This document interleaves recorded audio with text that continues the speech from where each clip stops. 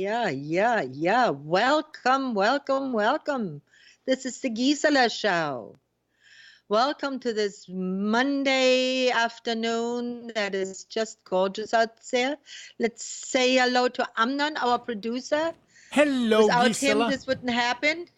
Nothing is happening. You look vibrant. Nothing is happening. Well, I try.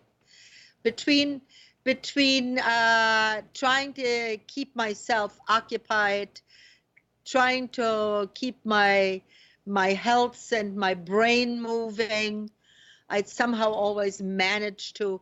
One of my girlfriends said today to me, she said, well, you're very lucky.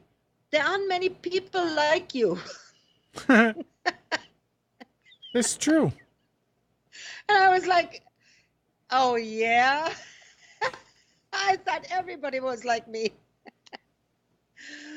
Well, guys, I'm going to tell you something today. I just recently again heard, and that's why it came to mind, and I thought I really need to tell my listeners about this, because one of the things that we all want to do is we want to live a long, happy, productive life, right?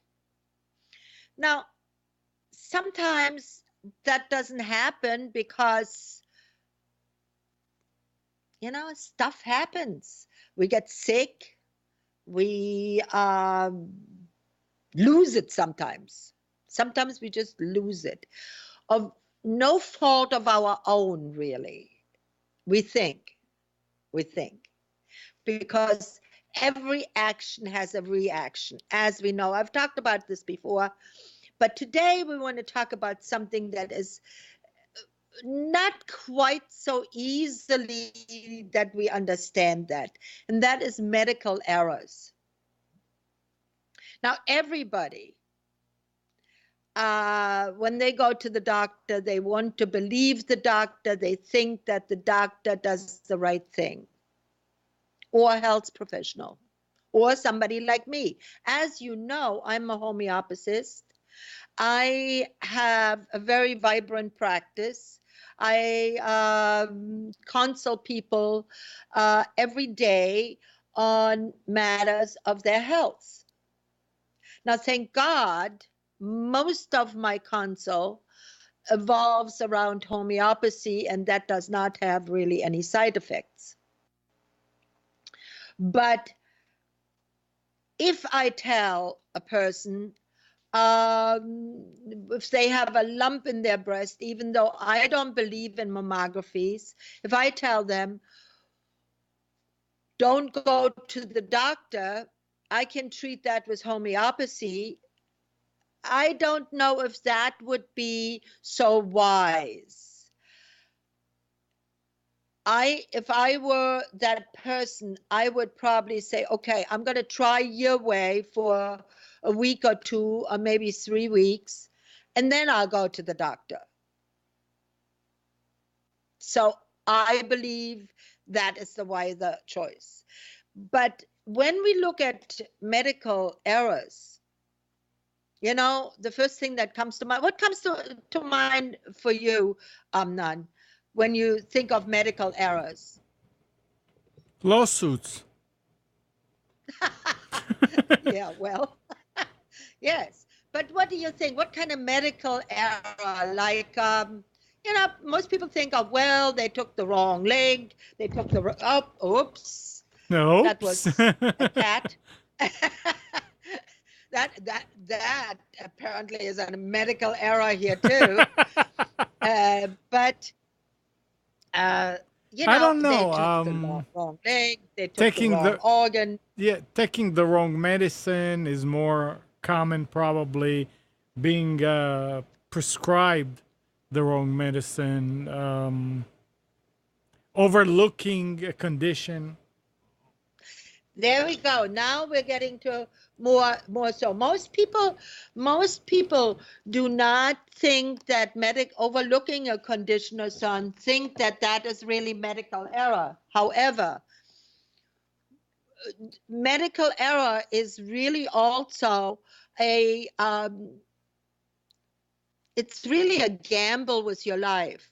And let me explain that to you.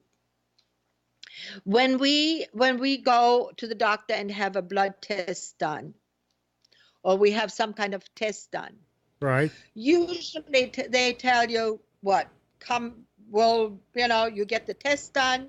Oh, well, we'll send it to your doctor. Okay? You send it to my doctor.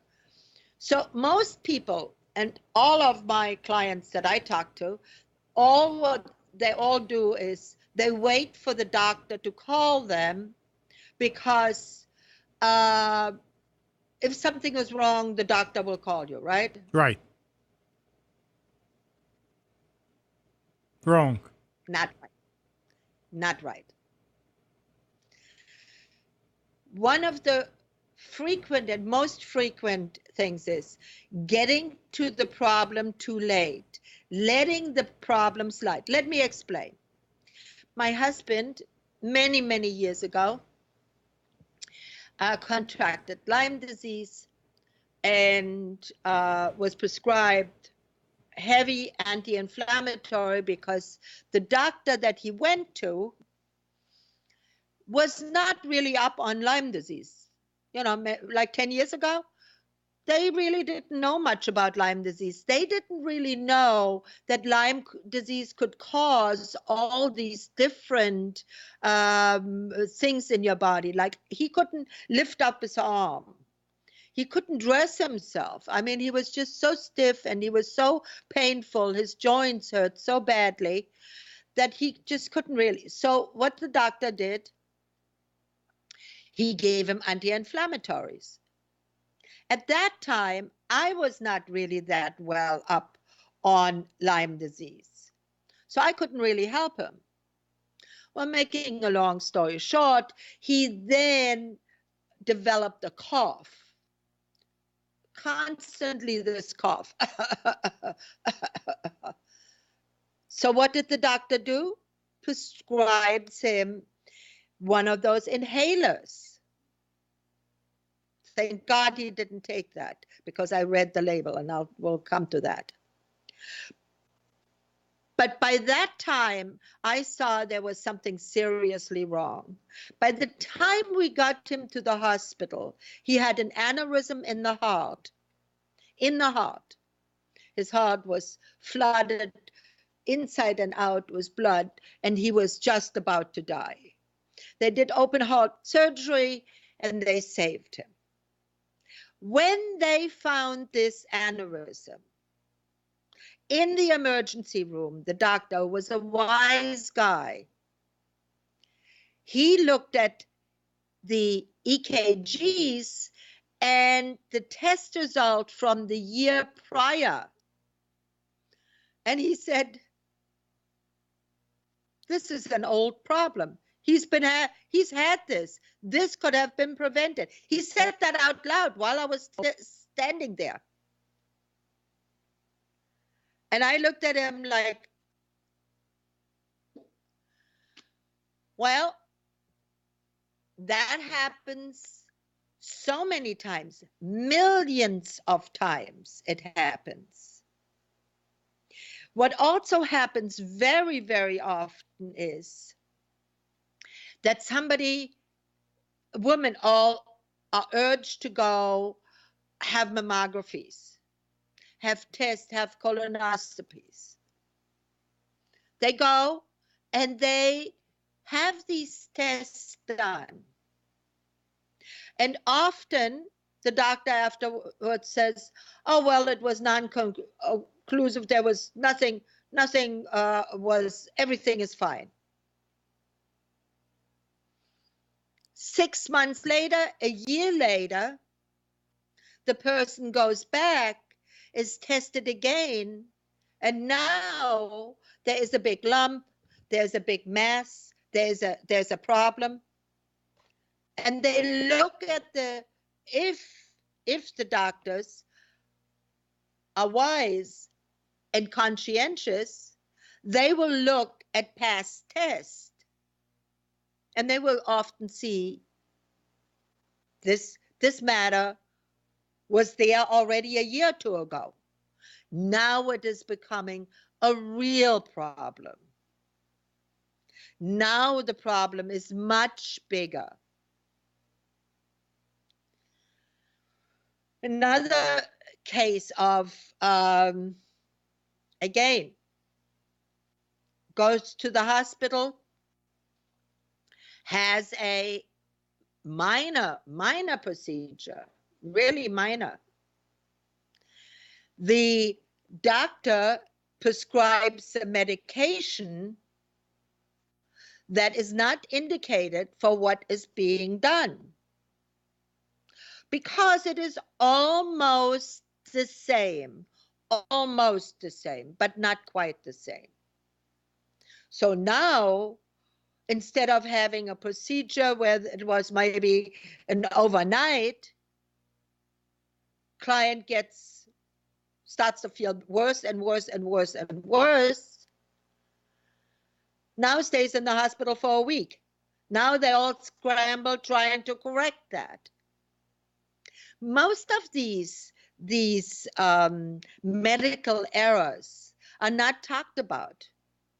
And let me tell you the statistics, because I have some numbers here for how many times that happens, just really to scare the bejeebies out of you.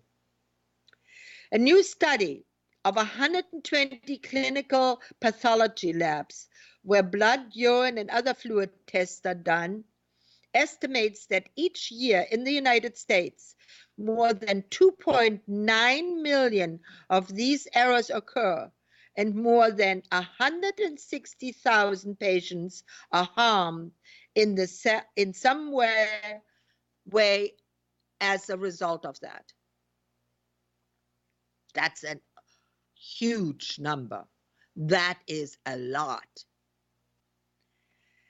The harm ranges from anxiety to over an incorrect diagnosis to more dangerous, less common outcomes that have been delayed, or, whatever. I myself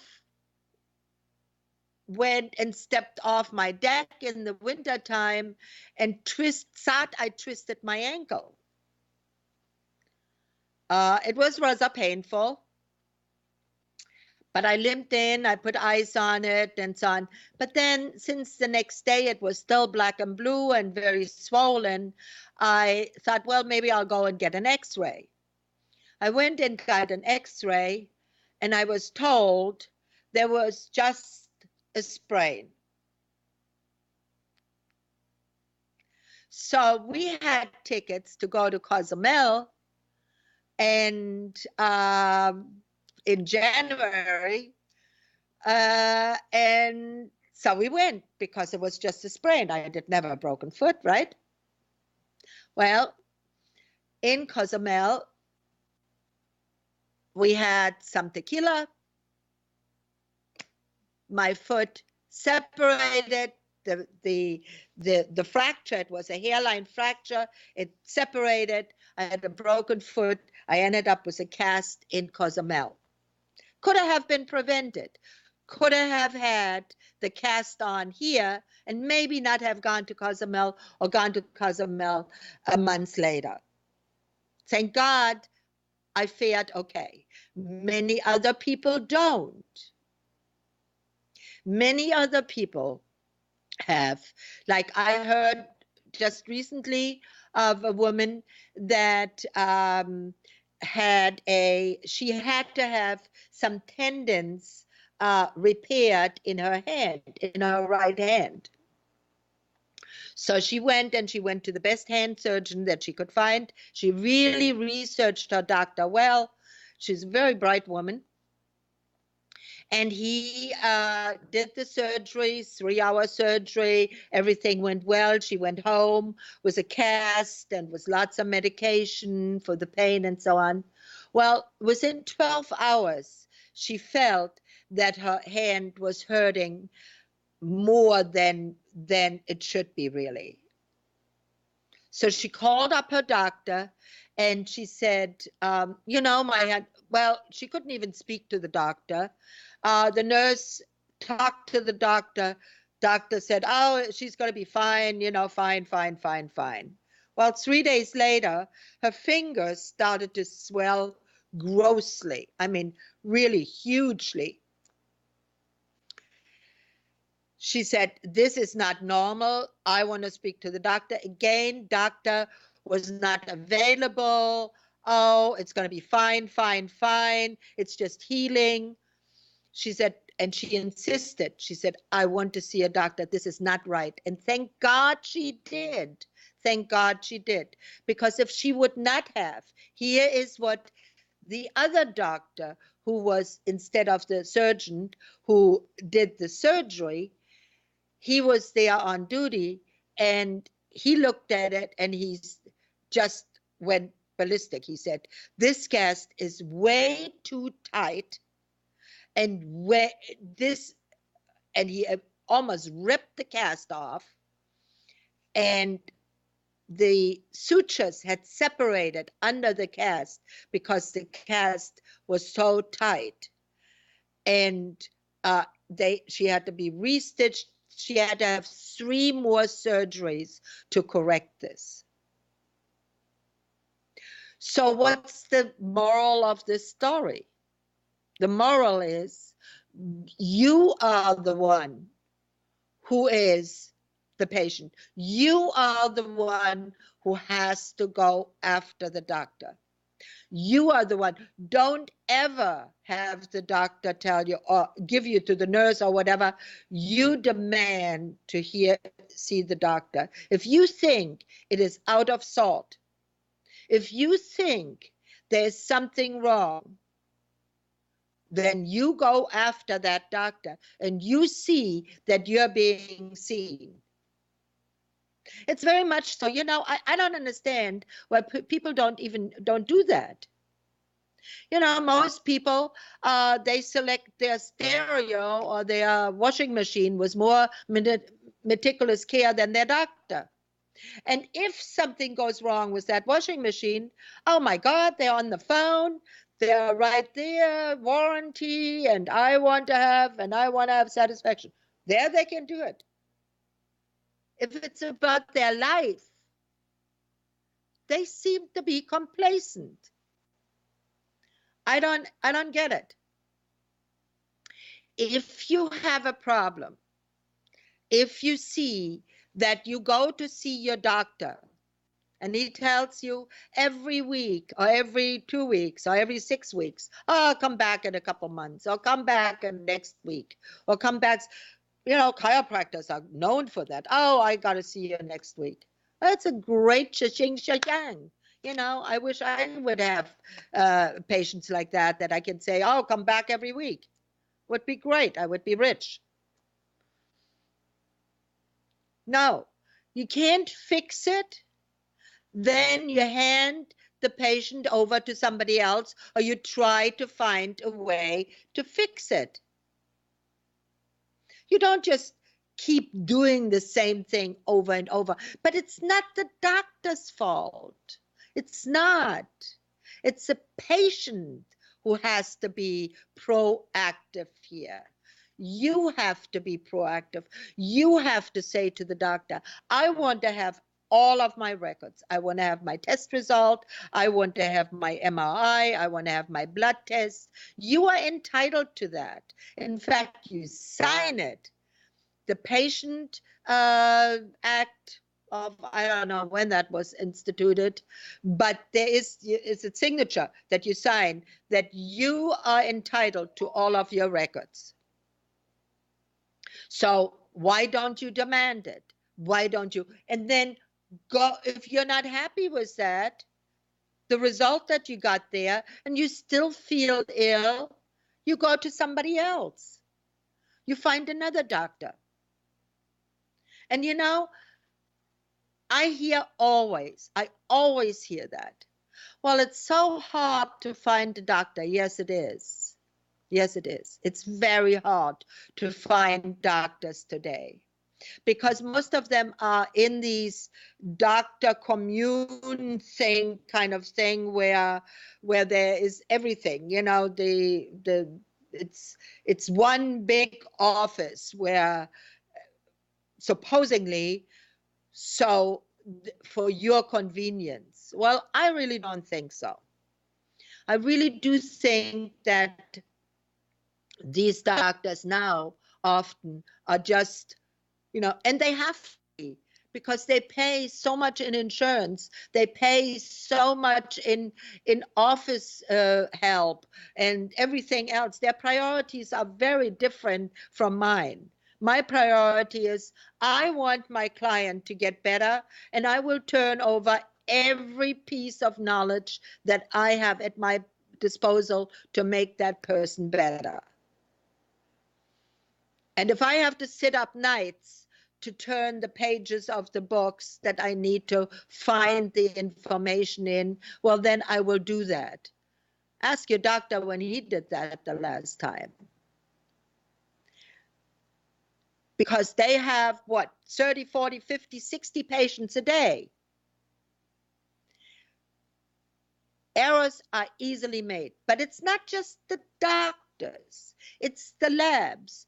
You can, the labs, when you get blood work done, what you need to do is you need to ask the nurse to see the vial where your name is written on, if she spelled your name right, if she even has the right name. She might have gone from the one next door to you and wrote in, let's say, the one there, she saw Debbie, and now she sees, I don't know, Alice, and because Debbie is in her head, she writes Debbie was your last name. Well, that's a different person. And that you might get the result from Debbie, who has cancer, and you don't have cancer. You see where I'm getting? The labs, you have to be proactive. You have to see that all of the information is right, and not just glance at it. Look at it. Your birthday has to be right.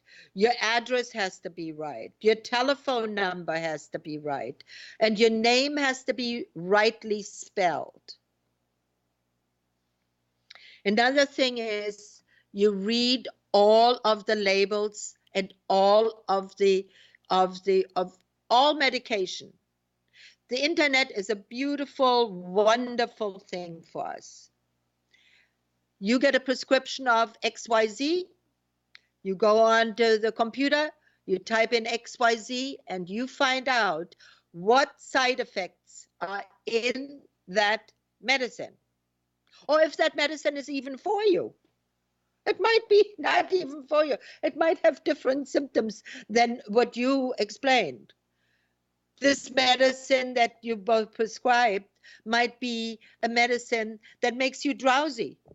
But that's one of your problems. One of the problems is you can't wake up, you can't stay awake. Well, it's not going to do you very good to take that medicine, right?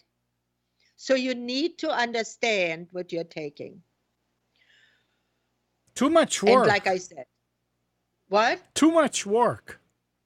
Yeah, well, you know what? Staying healthy and well is a lot of work. Yep, absolutely. Today.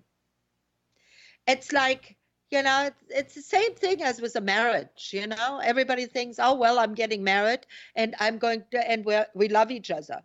Well, you know, after a couple of years, love alone might not be enough anymore. You might want to be friends too. You might want to be, and that's, here's a good point. Many people, oh, I like my doctor. He's so nice. Well, let me tell you, nice shouldn't cut it. Nice is a pre-requirement of almost anybody who is in the healthcare system or anybody who gives advice to anybody. You need to also have the best interest at heart, and you need to understand the person that is in front of you. I am so angry at how our whole system, our whole healthcare system is so really garbled. And there are more medical errors that harm people and that make people sick than all the accidents, all the other things combined. People get really ill. I mean, people get prescribed, you have swelling in your legs. The first thing the doctor will prescribe you is a water pill. Hello? You might already have a kidney problem, or now also a heart problem. So that might be the reason why you have swollen legs. Right? So why not rule that out first? No, let's give her a water pill. Let's make the matter a little worse. It is, if you don't think that you're getting better within, I would say, 2 to 3 weeks. If you had surgery and you have pain, I have a friend who is really a lovely young woman. She had breast cancer. And since she is early 50s and very, very good looking, she did not cherish the thought of losing both of her breasts, and they don't use these guys that amputate the breast. They are not plastic surgeons, so the scars really can look ugly. So what she discussed it with me, and I at that time said, well, I don't know, maybe that's a good option. What they were going to do was they were going to augment her breast right away. So in order to do that, they took a cadaver bone and implanted it into the breast tissue that was left to expand the breast tissue to give her some breast, to give her some, some mounts. And she started to have a reaction to that. And the first week I said, well, I mean, it is a huge surgery, so that you have some discomfort. You might, take some, I gave her some homeopathic anti-inflammatories to help her over it. And so that helped a little, but it was not getting better. It was not getting better. Now she was starting to feel like she had toxemia.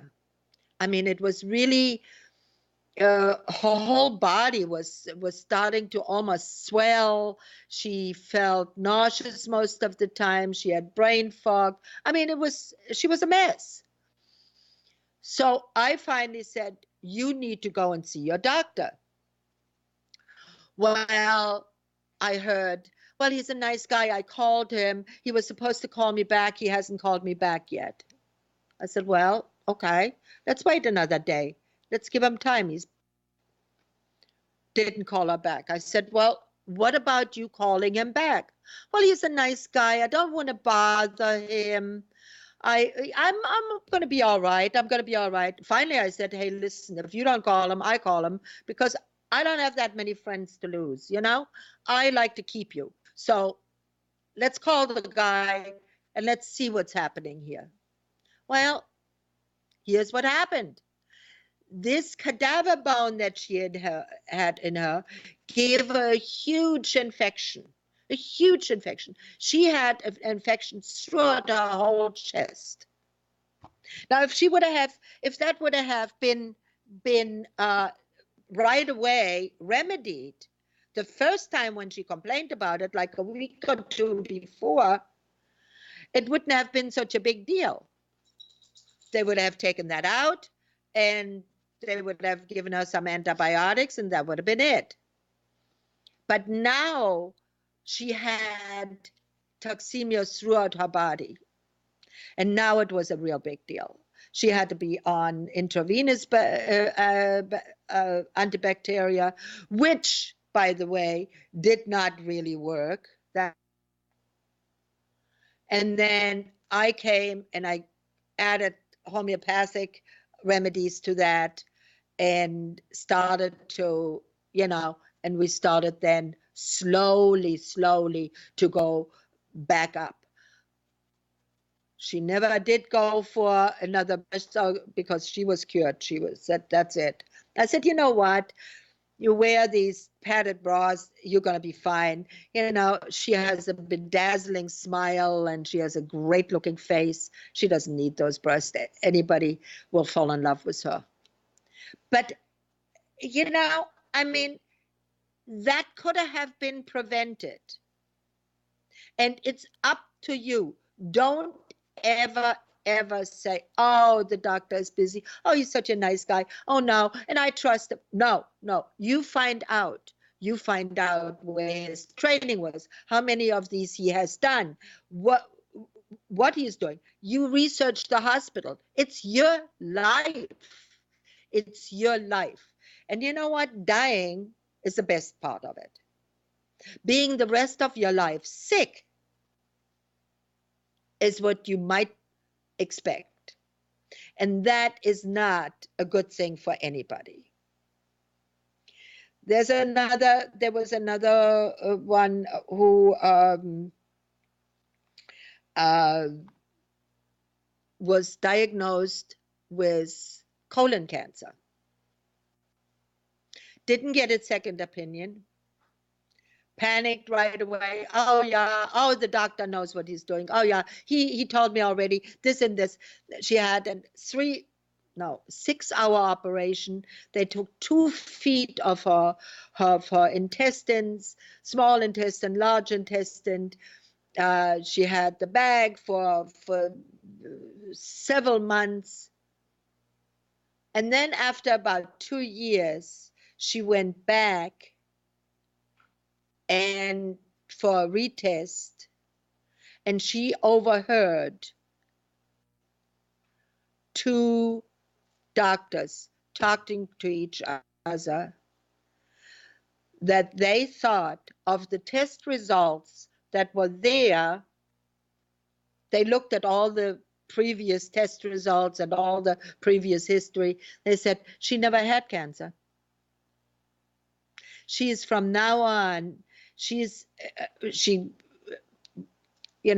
brought a lawsuit. She wants $3 million, but she says, you know what? I'm always in pain. I'm always in pain.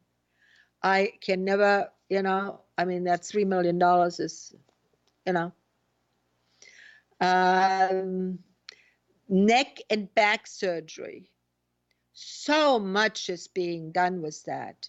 I'm not saying don't go. I am saying, please hear me right. Make sure you dot all the I's. Make sure that you look at everything in detail. It takes work, it takes perseverance, and it takes courage, because you might be so frightened. That word cancer frightens the heck out of everybody. Or you might be in so much pain with back pain that you say, I don't care what he does, I just want to be out of pain. Well, there is CBD oil now that works really well for back pain. So I urge you to look at that if you are one of those candidates that has been told, oh, you have bulging disc and there is no cartilage left in between the disc and so on. Research has shown that 75% of all those surgeries could be prevented by subluxation. That means having getting a device that elongates the spine, not going to the chiropractor and being adjusted. That doesn't work, and that could even be dangerous. But, that part, or just a non-addictive pain medication like CBD oil.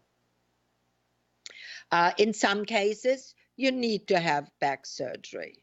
But all the back surgeries that I have heard and seen have not been successful at this point. They've been successful for a month, for 2 months, maybe a year. But then it was back. So with that, having said all of that, I want you all to really have a medical passport. Make like a diary. You can write it yourself. You don't have to have anything fancy. Write everything down. Whatever you talked with the doctor, all the answers that the doctor gave you. And if he does not give you answers that you can understand, or that you still, you're sort of like, yeah, okay, now you explained all that to me, and then what are the side effects? I have never, ever really heard anybody ask me even, where's homeopathy? What are the side effects? Why don't you ask that? When you have a gas stove installed in your home, wouldn't you ask and say, well, what does that do really to my home? Could that damage my home? Wouldn't you? Why wouldn't you ask for side effects, your doctor? Most of the time, the doctor can't give you an answer because they don't know. And if they don't know, you go to another doctor, or you find out yourself. I'm not a happy show today. Well, but it's important stuff. It's very important. You have to be, there are a few, trust your instinct. If you want to take anything away from this show, trust your instinct. If it is painful after a week or two still, and you had a procedure done, go back and find out why. Yes, the body does need time to heal. But you know what? Sometimes there was just done a lot more, or it wasn't done correctly, or the body is rejecting whatever. The second one is choose wisely. Research the doctor, even the radiologist, even the anesthesiologist.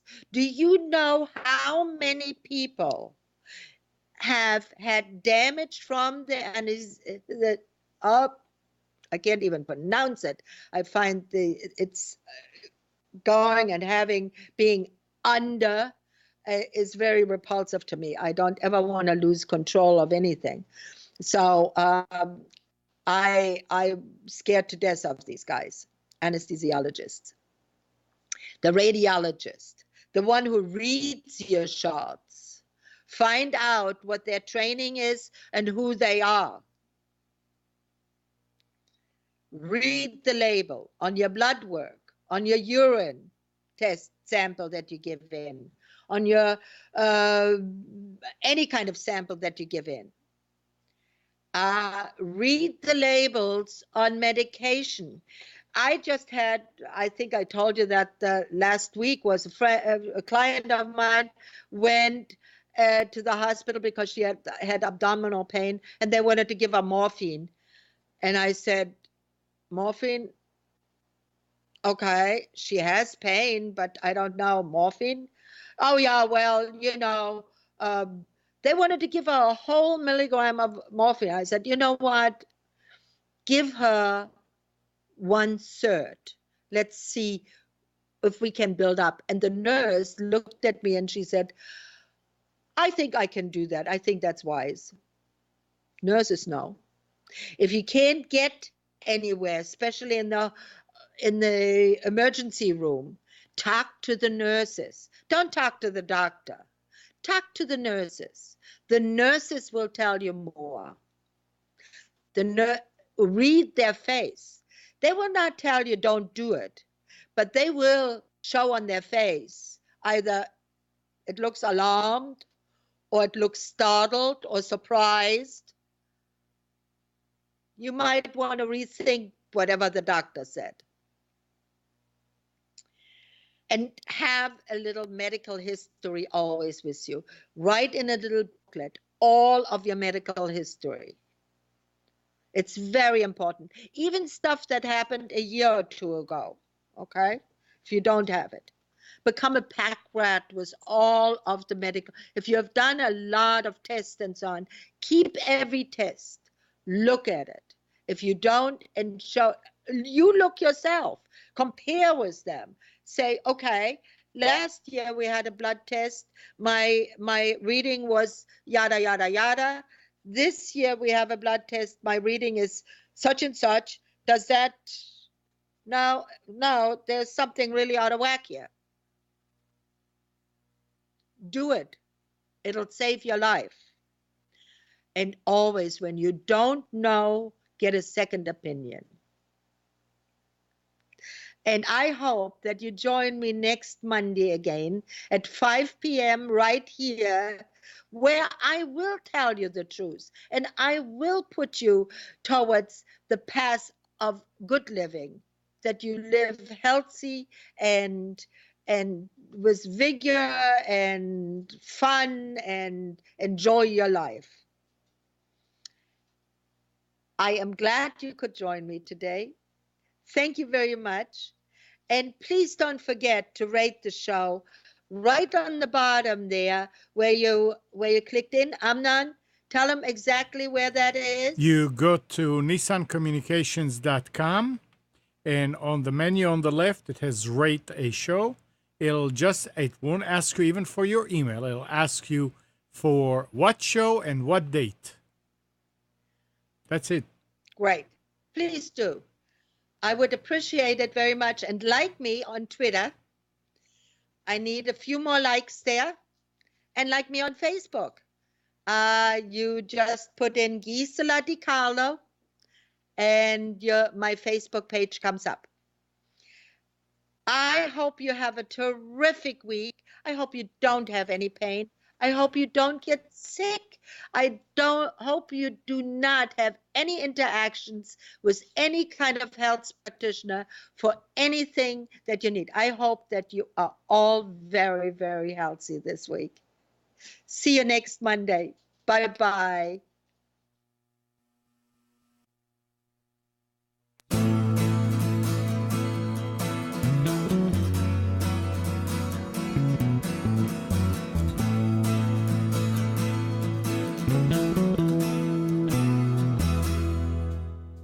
You are tuned to the Nissan Communications Network.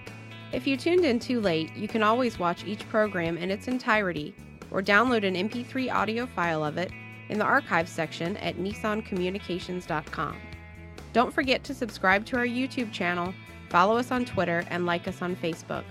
Sponsored by Telestream's Wirecast software, StreamingGear.com, Carolina Apparel, and DeltaForce.net.